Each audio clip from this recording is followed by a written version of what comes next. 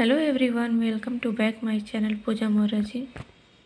तो आज हम बात करेंगे मैथ के बारे में। ठीक है, मैथ के पहले चैप्टर से और इस चैप्टर में बहुत सारे क्वेश्चन इससे आते हैं। ठीक है, नंबर सिस्टम से कभी कभी तो 5 से 6 क्वेश्चन आए हुए हैं। अगर आप प्रीवियस रिकॉर्ड चेक करेंगे तो ठीक है, देखिएगा। बात करते हैं हम संख्या पद्धति में इसको क्या बोलते हैं, नंबर सिस्टम। ठीक है, अब संख्याएं जो होती है इसको 2 पार्ट में डिवाइड किया गया है। जो संख्याएं कौन कौन सी होती हैं, एक तो होती है वास्तविक संख्या और दूसरी कौन सी होती है, तो काल्पनिक संख्या। ठीक है, वास्तविक संख्या को हम बोलते हैं रियल नंबर और काल्पनिक संख्या को हम क्या बोलते हैं, तो इमेजिनरी नंबर। ठीक, और वास्तविक संख्याएं जो होती हैं उनमें भी 2 होती हैं। क्या, एक जो होती है वो परिमेय और दूसरी अपरिमेय। ठीक है, कौन कौन सी होती है, तो एक परिमेय होती है और दूसरी अपरिमेय होती है। चलो, ये तो हो गया।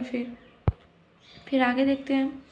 जो परिमेय संख्या होता है उसको भी 3 भागों में डिवाइड किया गया है, 3 भागों में बांटा गया है। कौन कौन की संख्या, कौन कौन सी, तो प्राकृतिक संख्या, पूर्ण संख्या और पूर्णांक। प्राकृतिक संख्या, जो प्राकृतिक संख्या होता है उसको क्या बोलते हैं, तो नेचुरल नंबर। पूर्ण संख्या को होल नंबर और पूर्णांक को इंटीजर। ठीक है, अब फिर बात करते, देखिए वास्तविक संख्या की। पहले तो इन सब का डिफिनीशन देख लीजिए कैसे होता है। ठीक, तो वास्तविक संख्या की जब हम बात करते हैं यानी रियल नंबर का, तो वास्तविक संख्या जो होता है उसमें पहली क्या होती है, परिमेय संख्या। ठीक है, परिमेय संख्या में क्या होता है, ऐसी संख्या है जिसको p/q की अवस्था में दर्शाया जाता है, उसको क्या कहते हैं, परिमेय संख्या कहते हैं। p/q बोले तो क्या बोलते हैं, बटे में। ठीक है, उसको जिसको दर्शाया जा सके, मतलब जिसको लिखा जा सके, उसको हम क्या करते हैं, परिमेय संख्या कहते हैं। अब इतना याद रखिएगा, p/q बोले तो p/q। ठीक है, अब p/q में क्या होता है, जो q होगा ना, मतलब जो अंश होता है उसको p बोलते हैं और हर को q। तो जो q होता है ना उसका मान कभी भी 0 नहीं बन सकता। ठीक है, इस बात का ध्यान रखिएगा। जो q का मान होता है वो 0 कभी नहीं बन सकता। ठीक, एग्जाम्पल के तौर पे देखिए, 3/4 हमने लिया है, -4/5 और √9 किया है। ठीक है, और फिर 22/7। ठीक, अब देखिए ये जो √9 लिखा हुआ है हमने, इसको जब हम तोड़ेंगे तो इसको 2 भाग में तोड़ेंगे तो क्या होगा कि 3 × 3 होगा। तो जब इसको बाहर करेंगे तो क्या होता है, तो जो 2 3 होगा, क्योंकि 3 × 3 करेंगे तो 3 3 9 होता है, 9। ठीक है, तो 1 3 तो बाहर आ जा, मतलब दोनों जो होता है, जब भी जहाँ कहीं भी एक संख्याएं जो होती है, जहाँ कहीं भी करड़ी के अंदर क्या होता है कि एक जैसी संख्याएं, कहीं भी करड़ी के अंदर एक जैसी संख्याएं 2 होती है। ठीक है, तो एक संख्या बाहर आ जाती है। ठीक, मतलब कि करड़ी हट जाता है। ठीक है, तो जब जानते हैं कि अगर वो बाहर होगा तो ये 3 होगा। ठीक है, तो 3 जो होता है किसी भी संख्या के हर में अगर कुछ नहीं होता है तो 1 होता है। तो ये हो गया p/q के रूप में, तो परिमेय संख्या हो गया। अब बात करते हैं अपरिमेय संख्या की। ठीक है, जो अपरिमेय संख्या होता है इसको क्या कहते हैं, तो जिन संख्याओं को p/q के रूप में नहीं लिखा जाता या नहीं लिखा जा सकता उन्हें क्या कहते हैं, तो उन्हें अपरिमेय संख्या कहते हैं। जैसे एग्जांपल के तौर पे देख लीजिए, √5, √7, √11 एंड 10। ठीक है, ये होता है। ठीक, और क्या है, √-7। जैसे कि कहने का मतलब ये है, इनको हम क्या होता है कि देखिए √5 को क्या हम 2 भाग में डिवाइड कर सकते हैं, नहीं ना। वैसे ही 7 को भी नहीं कर सकते, √5 √11 है, इनको भी नहीं कर सकते।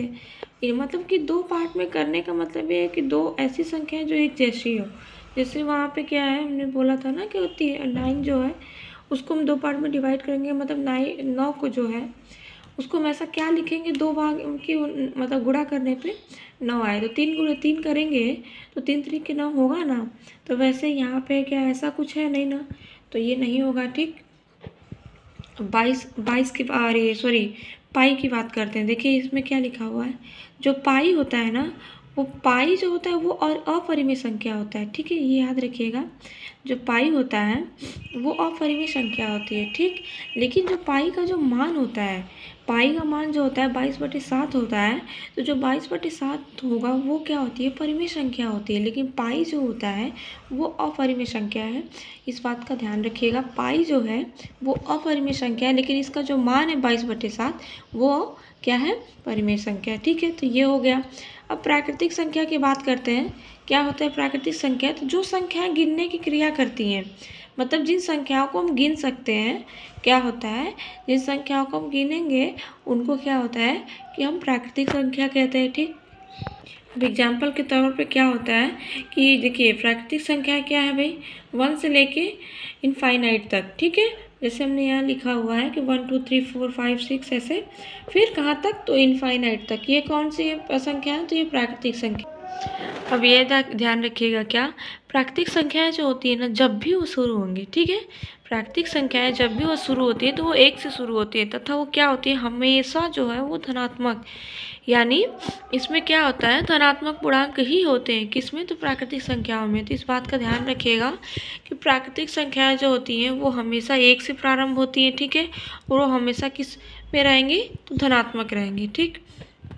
अब पूर्ण संख्या की बात करते हैं। तो पूर्ण संख्याएं जो होती है ना, वो पूर्ण संख्या जो हमेशा जो है वो शुरू जहाँ से होती हैं वो 0 से प्रारंभ होती हैं, ठीक है। जैसे हमने देखिए यहाँ पे लिखा है वह 0 से लेके इनफाइनाइट, यानी पूर्ण संख्याएं जब भी स्टार्ट होंगी वो 0 से स्टार्ट होंगी, बोले तो उनको क्या बोलते हैं तब, पूर्ण संख्या, ठीक।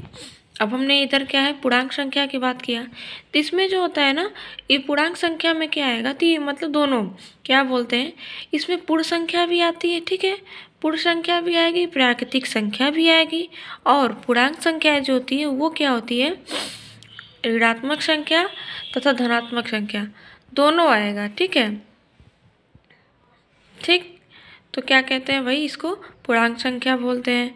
और क्या है जो है, हमने एग्जाम्पल भी लिखा है कि इसी में एग्जाम्पल क्या है, -4 -3 -2 फिर -1, फिर इधर मैंने +1 0 एंड 1 2 3 4 ऐसे इनफाइनाइट तक किया है। मतलब कि क्या होता है कि जो पूर्णांक संख्याएं होंगी पहले तो ऋणात्मक भी होंगी, ठीक, और वो धनात्मक भी होंगे, ठीक। और क्या है पहले और ये भी याद रखिए, इसमें क्या होता है ना, इसमें क्या बोलते हैं, जीरो जो होता है, जो जीरो होता है वो पूर्ण संख्या तथा पूर्णांक संख्या भी है, ठीक है, दोनों है, ठीक है। अब बात करते हैं सम संख्या की। तो जो सम संख्या होता है वो उसका डिफिनीशन क्या है, तो जो संख्याएं 2 से विभाजित हो जाती है ना, वे संख्याएं सम संख्या कहलाती हैं। बोले तो कि कोई भी संख्या ले रखी है, अगर वो संख्या 2 से भाग देने पे कट जाता है, ठीक, 2 से भाग देने पे यानी 2 के पहाड़े में वो आता है, और तो उसको क्या बोलते हैं, सम संख्या बोलते हैं। जैसे कि मान लीजिए हमने यहाँ क्या, मान लीजिए हम 12 लेते हैं, तो क्या 2 के पहाड़े में 12 आएगा कि नहीं आएगा, उसको अगर हम भाग देंगे 12 में तो क्या पूर्ण तरीके से क्या होता है, वो विभाजित हो जाएगा, मतलब कि शेषफल हमें कुछ नहीं मिलेगा, 0 प्राप्त होगा। तो ऐसी संख्या को हम क्या बोलेंगे, सम संख्या बोलेंगे, ठीक है। अब बात करते हैं विषम संख्या की। तो जो विषम संख्या होती है ना, इसका अपोजिट होता है, ठीक है। सम संख्या वे होती हैं जो 2 से विभाजित हो जाए, ठीक, लेकिन जो विषम संख्या होती है वो क्या होता है कि जो संख्याएं 2 से विभाजित ना हो वे संख्याएं क्या कहलाती हैं, तो विषम संख्याएं कहलाती हैं, यानी ऑड नंबर। और वो जो सम संख्याएं होता है उसको इवन नंबर भी बोलते हैं, ठीक है। देखिए हमने यहाँ एग्जाम्पल लिखा है, क्या पहले तुमने बता देना कि जो संख्या 2 से विभाजित नहीं होगी वो सिंपल सा बात है कि वो विषम संख्या होगी। यहाँ पे हमने किया है ना, 21 से 2 से अगर हमने भाग दिया तो क्या आया, एक शेषफल बच रहा है ना, तो ये क्या है, विषम संख्या है, ठीक है। कोई भी संख्या है, ठीक है, या कोई भी संख्या है, तो आप क्या होगा कि उसमें भाग देंगे, अगर शेषफल उसमें कुछ बचता है तो वो क्या है, विषम संख्या होगा, ठीक। और एक बात, जो शून्य होता है इसको ध्यान रखिएगा कि शून्य जो होता है ये हमेशा एक सम संख्या के रूप में होता है, ठीक है। शून्य को याद रखिएगा, शून्य हमेशा सम संख्या के रूप में होता है, सम संख्या है शून्य, ठीक। यदि कोई संख्या उसके अंतिम अंक को, ठीक है, यदि कोई संख्या उसके अंतिम अंक को 2 के पहाड़े में चेक करे ठीक है, चेक करें।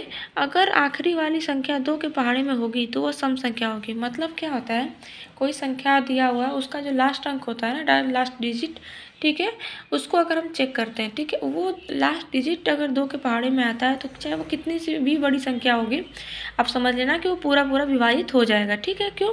क्योंकि उसका लास्ट डिजिट जो है वो 2 के पहाड़े में आएगा। ठीक है, और क्या होगा, वो मतलब कहने का मतलब कि लास्ट डिजिट अगर 2 के पहाड़े में आता है तो वो क्या होगा, वह एक सम संख्या होगी। ठीक है, बात क्लियर हुई। अब बात करते हैं हम किसके बारे में, तो भाज्य संख्या के बारे में। ठीक है, तो जो भाज्य संख्या होता है ना, उसका डिफिनीशन का क्या होता है, तो वे संख्याएं